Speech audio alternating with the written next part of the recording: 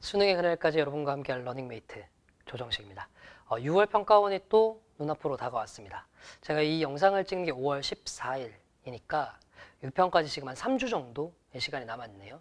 올해는 특히나 6월 첫 주가 목요일이 그 현충일이다 보니까 화요일로 요일까지 돼서 당겨가지고 6평을 치다 보니 예년보다 6평이 좀 많이 빠른 편이죠.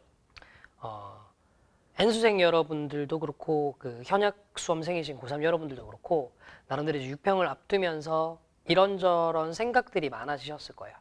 거기서 좀 실질적인 도움을 좀 드리고자 제가 캐스트를 좀 촬영을 하고 있습니다. 일단은 6월 평가 모의고사는 지금까지 여러분들이 치셨던 어떤 모의고사보다 중요한 건 맞습니다. 근데 이제 이 중요하다는 게 다른 의미는 아니고요. 출제 기관이 평가원이기 때문에 그러다 보니 주변에 있는 모든 사람들도 이 모의고사가 중요하다고 생각을 하게 되고 좀 수능과 조금 그나마 유사한 환경에서 칠 수 있는 모의고사이기 때문에 중요하다고 말씀을 드리는 겁니다.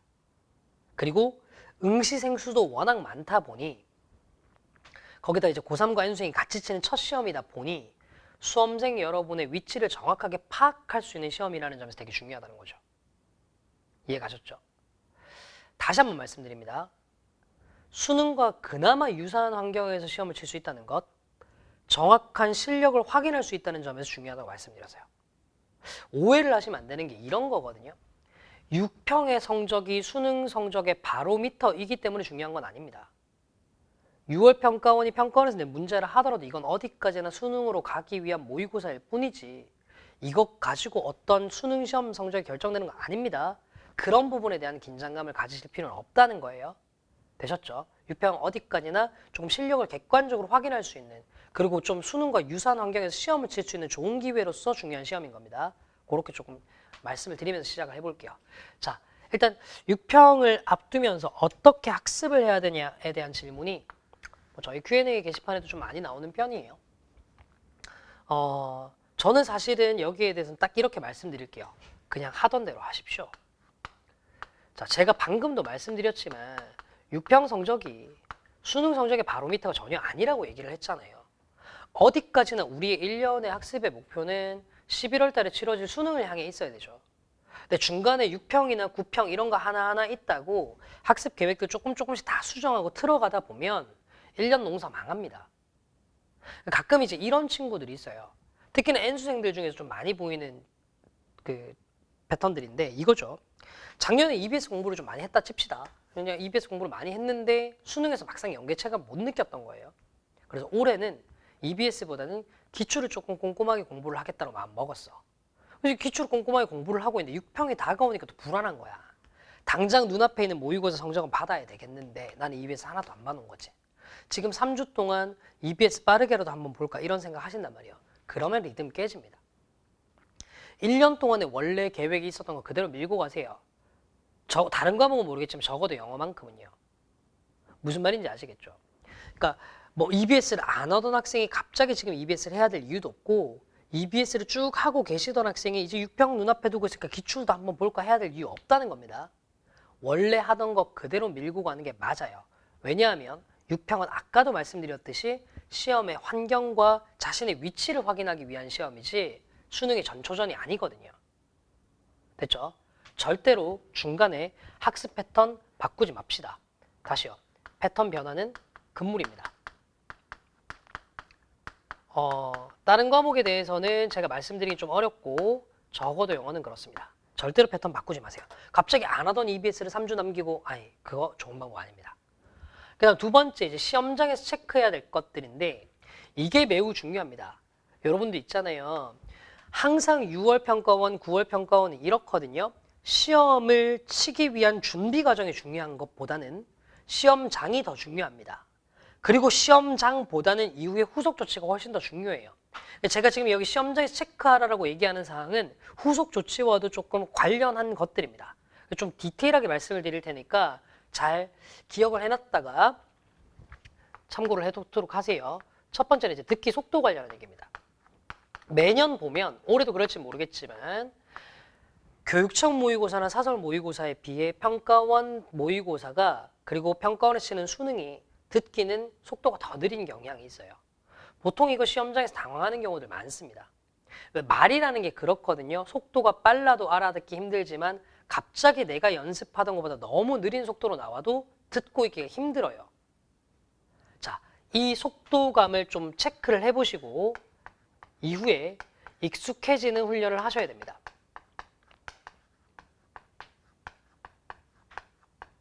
되셨죠? 자, 그 다음 독해 관련한 얘기인데 세 가지로 조금 나눠서 말씀을 좀 드려볼게요. 첫 번째는 뭐냐면요. 좀 점수를 던져주는 유형들이 있어요. 평가원에서. 그러니까 이건 그냥 무조건 맞추고 가라고 주는 유형들 있잖아요. 글의 목적 문제라든가 도표 문제라든가 뭐 분위기 심경 문제라든가. 됐죠? 그러니까 필수적으로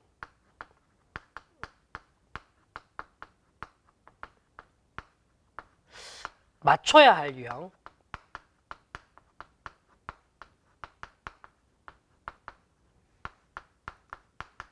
사실은 실제 수능 시험장에서 요 유형에서 시간을 어떻게 아끼느냐가 굉장히 중요한 요소인 거거든요.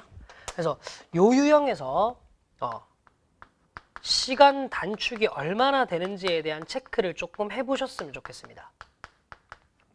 선생님, 근데 여기서 시간 단축 어떻게 하면 될까요? 자, 제 캐스트 중에 메가스터디는 지금 기능상 제 캐스트를 지금 보러 오셨으면 저희 지난 캐스트가 밑에 목록으로 같이 뜨는 걸로 알고 있는데 예전 캐스트 중에 듣기 중 독해 요령과 관련한 캐스트가 있어요. 요거를 조금 참고해 보시면 어떻게 단축시킬 수 있을지와 관련한 얘기가 나와 있을 겁니다. 요거를 조금 활용해 보시는 것도 방법일 수 있어요. 그 다음에 이제 두 번째는 독해 관련해 두 번째는 뭐냐면 제가 이제 6평 앞두고 항상 자주 말씀드린 건데 대입학 유형이 있어요. 신유형이 21번에 등장한다면 22번 요지부터 시작해서 24번 제목까지가 될 거고 아니면 신유형이 뒤에 등장한다면 21번부터 23번까지가 될 텐데 주제 제목 요지를 얘기하는 겁니다. 이 유형이요. 교육청 모의고사와 평가원 모의고사 수능의 갭이 가장 큰 유형 중에 하나입니다. 보통 이 유형들이 교육청 모의고사 혹은 고1, 2 모의고사 같은 경우는 듣기를 들으면서도 문제를 풀 수 있을 정도로 매우 쉽게 나와요. 근데 평가원 모의고사와 수능에서는 난이도가 만만치 않게 나옵니다. 됐죠? 이게 수능 시험장에서 여러분들을 엄청 당황시킬 수 있어요. 아니 33번 빈칸에서 어려운 문제 나오는 건 괜찮은데 왜 22번부터 어려운 거야? 이렇게 돼버리면 글이 그다음부터 다 튕기거든요. 무슨 말인지 아시겠죠? 그래서 요 부분에 대한 난이도를 조금 체감을 해보고 오세요. 이게 생각보다 시험장에서는 주제 제목 요지 문제가 평가원에서는 잘 안 읽히는구나. 실제로 문제의 정답률과 상관없이 나한테 시험장에서 이게 어떤 느낌을 주는구나 라는 거 느껴보고 오셔야 됩니다. 여러분들 직접 느껴보고 오셔야 돼요. 정답률과 상관없이. 됐죠? 그 다음 세 번째. 자, 요거는 뭐냐면 일부 학생들한테만 해당되는데 어떤 학생들이냐면 EBS 학습을 한 경우에만 해당됩니다. 지금까지 선생님 저는 EBS 버리고 다른 거 기본적인 거에만 충실하게 해왔어요. 좋습니다. 그 경우는 3번 해당 사항 없어요. 자, EBS 학습한 친구들은 뭐 하시면 되냐면 여러분들이 체감하는 연계율 판단을 조금 해보고 오세요. 가장 좋은 건 뭐냐면 시험을 친 직후에 시험지에 표시하는 겁니다. 어떻게 표시를 하는 거냐면 첫 번째, 요거는 연계된 것까지만 체감됐다. 두 번째, 얘는 연계된 거 체감됐고 바로 답까지 떠올랐다. 이 정도의 표시들 있죠. 해보시기 바랍니다. 그게 보다 보면 사람마다 특정한 유형들에 잘 적용되는 사람들이 있어요. 그런 경우는 나중에 후속 조치를 할 때 그 유형에 맞는 학습법을 EBS 연계를 중심으로 좀 바꾸는 게 도움이 되거든요. 그래서 체크하시라는 얘기입니다. 자, 후속 조치와 관련한 건 6평 이후에 제가 총평에서 다시 한번 말씀드리겠습니다. 6평의 총평에서 다시 듣기의 속도감과 관련한 것들을 시험장에 좀 느끼셔야 됩니다. 교육청과는 이렇게 다르구나. 그걸 느끼시면 이제 이후 후속적으로 하셔야 되죠. 교육청보다 좀 느리네. 앞으로 듣기는 좀 이 정도 속도로 연습해야 되겠다는 연습. 그다음 두 번째, 필수적으로 맞춰야 될 유형에서 어떻게 시간 단축할 수 있을지에 대한 연습. 세 번째, 대입학 문제가 난이도가 시험장에 생각보다 어려울 수 있다는 거 느끼고 오시라고. 네 번째, EBS 학습하신 경우라면 체감 연계율을 체크를 해보시는 겁니다. 됐죠? 자, 이게 이제 여러분들이 시험 전에 해야 될 일, 시험장에서 하셔야 될 일입니다. 그럼 저는 뭘 준비를 해드릴 거냐면 6평이 끝나고 난 다음에 최대한 많은 분석을 해가지고요. 그 분석 내용을 바탕으로 여러분들 후속 조치를 디렉션을 드리도록 하겠습니다. 아시겠죠? 자, 생각보다 6평 시험장 들어가면은 처음부터 글이 안 읽히고 조금 떨릴 수 있어요. 그래서 제가 요 캐스트 하단에 첨부 파일로 6평 시험장에서 점심시간에 가볍게 읽을 만한 예열 지문들을 실어 놓도록 하겠습니다. 조금 난이도가 높은 대입학 문제와 됐죠? 난이도가 높은 대입학 문제와 그 다음 EBS 연계를 변형한 빈칸 순서 삽입 한 문제 정도씩 이렇게 해가지고 좀 예열 지문들을 실어 놓도록 할 테니까 요거 시험장에서 점심시간에 한번 쭉 읽어보고 시험장 들어가시면 좋아요. 자, 근데 다만 주의사항 예열 지문은 그날 시험장에서 처음 읽으시면 안 됩니다. 무조건 당황해요. 난이도가 높아버리면 전날 한 번 정도는 읽어놓은 상태에서 시험장에서 예열용으로 읽어보시기 바랍니다. 아시겠죠? 예열 지문 첨부 파일 꼭 다운받으시고요.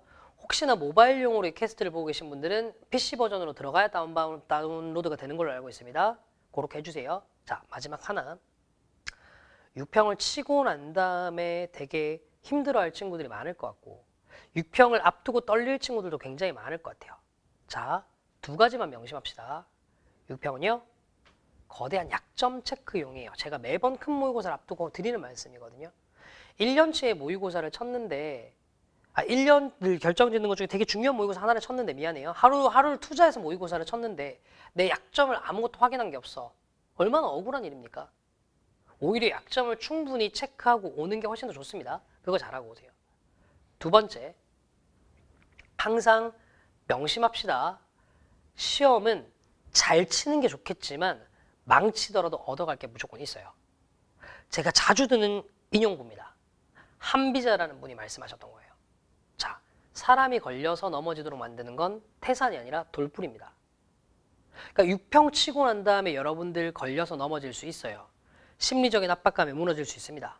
근데 그렇게 걸려서 넘어지도록 하는 이 6평은 그냥 돌풀이일 뿐이에요. 절대로 이건 태산처럼 극복하지 못할 대상 아닙니다. 그러니까 그냥 어떤 결과가 나오든 그거 사뿐히 치려 밟고 체크 잘한 걸 바탕으로 후속 조치를 잘 취할 수 있도록 준비를 합시다. 여러분들을 위한 최고의 후속 조치를 준비하고 있겠습니다. 자, 그러면 6평 이후의 캐스트로 뵙도록 하겠습니다. 지금까지 조정식이었습니다. 감사합니다.